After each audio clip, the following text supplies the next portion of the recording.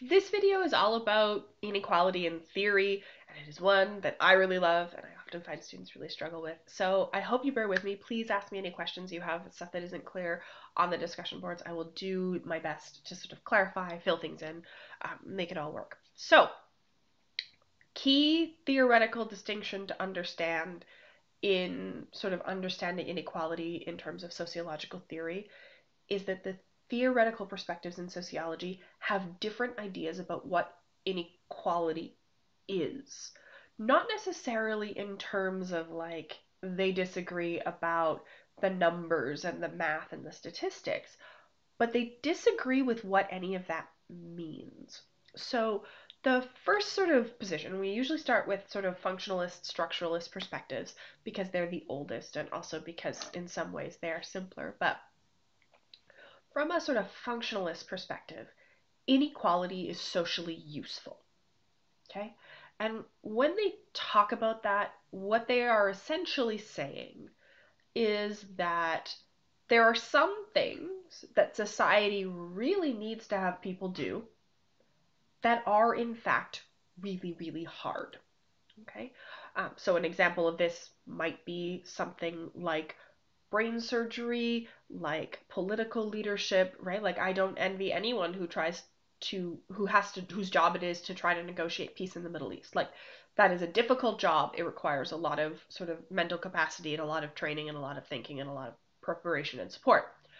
And the idea there is that because we have these positions that are both socially necessary, right? Like if we want to live the quality of life we have now, we need doctors, we need surgeons, we need diplomats, we need all these people.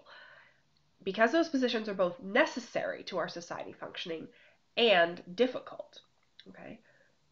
When we want to convince the best possible people to fill those positions, you compensate them for that. So this is an argument that says, well, a doctor in a hospital makes more money than the orderly who like moves people around and like cleans sheets and stuff because the doctor's job is harder and the doctor is sort of necessary. And that's sort of part of the argument is that it sort of creates a stratification. And the other sort of part of the argument is that inequality in society contributes to motivation in that people who are at the bottom of the hierarchy, inequality allows them to see something of what could be if they worked harder. And that sort of possibility of moving up a class position or something like that is part of what creates the motivation for innovation, to invent new products, new ways of doing things, all kinds of things that are socially useful, right? Um, and this is an argument around sort of the usefulness, I guess, of inequality that works really well in some areas and very poorly in others. So, when I talked about difficult but socially necessary jobs, I essentially talked about neurosurgeons and like high level diplomats who negotiate international peace accords, right? And without sort of getting into too much of the details, it's pretty easy to agree that it's a good thing someone does those jobs and that those jobs sound really difficult. Sounds good. But that argument gets a little bit weirder and a little bit more challenging when you start looking at kind of the data about the people who do make a lot of money, right? So, for example, we could talk about hockey players. And I'm not going to say that playing elite level hockey is easy. It isn't. But when we talk about hockey players, are we really saying, right, when we have many hockey players, for example, in the NHL who earn more than $1 million a year, that those people are more than 10 times as valuable as the kindergarten teachers who earn an average of like $78,000 a year? And that argument is a little bit harder to make, right? It's easy to say, yes, brain surgeons are both socially useful, important, and difficult, but we always have these kind of like weird outlier, like occupations and positions that get very strange, right? So hockey players are one example, right? We can talk about like, well, okay, maybe there's some value for having entertainment in society and that's really important. But how do we qualify that against, for example, training more doctors, training more nurses? Like there's a lot of sort of complicated questions about that. And then there are cases that are really hard to justify. So think about any number of people who essentially have a lot of money because they inherited it, right? So Paris Hilton, right? Her father runs a very expensive hotel chain. Arguably, hotel chains provide some value to the world, but she has a lot of money just because of who her parents were. And that's an important question of social reproduction, but it's really difficult to explain as useful from a functionalist perspective. The rough answer as to how they do that is that they sort of say the ability to pass on status to one's children is one of the things that motivates people in sort of elite statuses to work as hard as they do to sort of create positive outcomes, is because that way they can pass them on to their kids. But that's sort of an introduction to how functionalists see this. Conflict perspectives are a little bit different, and conflict perspectives are not nearly as unified about this. So in some ways, we have to start from the beginning, right? Um, and Marx is kind of the like classic example here. So we'll talk a little bit about Marx and then I'll talk a little bit about Weber, because Weber's view on stratification and the relationship between stratification and religion and the economy is quite different. And I'm presenting it not necessarily because you need to memorize it, but because I want you to understand that a lot of what we're doing in sociology is making choices about how do we pay attention to this and how do we make sense of these things. So Marx, as will be surprising to none of you who know anything about sort of Marx's position, kind of argues that stratification is not useful to society as a whole. That stratification is essentially the result of greed, right? That stratification exists because the capitalist class is stealing from the value of labor from the proletariat because that's how they get wealthy.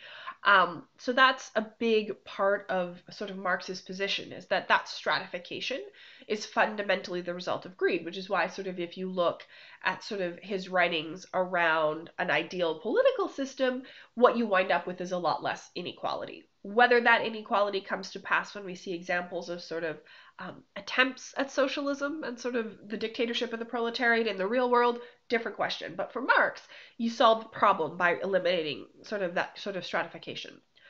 And Marx in particular, when we talk about sort of this idea of stratification, has very strong opinions about the role of religion. And for Marx, his idea is that this stratification that exists in our society, in a capitalist society, is fundamentally bad for most people. It's fundamentally bad for members of the working class, the proletariat, because they are the ones who are being exploited for their labor and are not able to afford a decent standard of living, and all of those, they're precariously employed. All of those things are bad for those workers. Okay? And from Marx's perspective, the logical thing to do for those workers would be to overthrow the capitalists. Okay? And one of the questions that he wound up asking himself in his sort of theoretical work, and his sort of delving into this, is why don't they? And one of Marx's answers in this conversation is the idea of religion. And Marx is highly critical of the role of religion in terms of understanding stratification, in that Marx essentially sees religion, sort of organized religion, all of the sort of churches, right? Talk about that a whole lot too, but the churches as being a tool of the economic elite to avoid that kind of revolution. So for Marx, religion reinforces an existing economic hierarchy because it teaches the members of the working class to sort of trust that they will get their rewards in the afterlife, which should prevent them from, for example, going to get the pitchforks to overthrow the capitalists today. Marx's opinion on this is really, really strong. So when he writes about religion, he uses phrases like the opiate of the masses. So he's literally talking about religion as like a drug that numbs people to the reality of their situation. Marx, as far as he's concerned, is that is of the opinion that religion fundamentally works to reinforce an existing status hierarchy. Okay?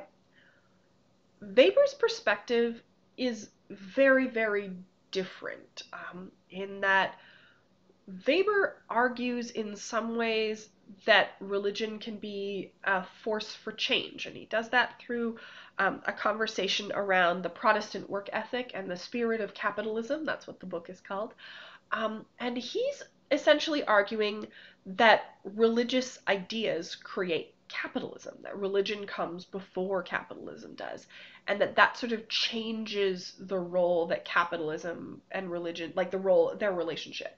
So when Weber talks about capitalism, he sees it as emerging from Calvinism. And Calvinism is a religious belief which is very complicated. I'm not going to get into all of the details, but for right now, understand that one of the tenets of Calvinism, is that if God loves you, he will show that to you in this life through material success. Okay? So basically, if God loves you, you wind up rich. Okay? I'm not going to sort of defend the position and whether that's accurate or not. All that you need to know for right now is that Calvinists believe that. And Weber's comment there was, okay, but if you believe that, if you believe in that sort of prosperity gospel question where if God loves you, he will show it to you on earth, then that changes your motivation to work very quickly. Because if you don't have that belief, right, if you don't believe that wealth is necessary to prove that God loves you, then why would you do any work past the point where you are able to, like, feed your family, keep your family warm, and sort of have something for the winter for seeding next season? Because the answer is, in a lot of ways, you wouldn't, right? If all of your family's needs are taken care of, and you have the option then of doing more work or engaging in leisure time, whether that's playing music, fishing in the creek, going out dancing, having sex, it doesn't really matter what you're going to do with that time. Weber's argument is that that's essentially what you would do. You'd pursue the leisure time that brings you sort of contentment and joy and happiness now. Arguably, that's exactly what has happened over the course of this, in that most people today actually have less leisure time than people living in feudalist societies did because of the way that sort of the work works. But Weber's argument is that if you believe that wealth is a sign of God's love, then you have an incentive to work the extra hour, to earn the extra salary, to be able to build wealth over time. Okay? And when you do that, you eventually get to a place where you don't feel super comfortable just like storing that extra money in a jar on a shelf. So you wind up putting more money into banks. And when you put more money into banks, then the banks have more money, and the banks can lend out the sums of capital that are necessary to do things like build factories. So while Marx will sit there and tell you that like religion just props up capitalism, Weber's argument is different. Weber's saying, no, no, no, no, no. Religion created capitalism, industrial capitalism, and the sort of capital intensive ways that we make things and build factories isn't possible without these religious beliefs. And I just sort of want to highlight that, in that, like, we don't, like, those are not the same idea at all. And they sort of come into this idea about, okay, what is the relationship between these different social institutions? And they're looking at essentially the same data. And if you remember me sort of talking about Weber and the pastor, that's a big part of it, in that like he's sort of really interested in the social status and the way that religion contributes. So that's that.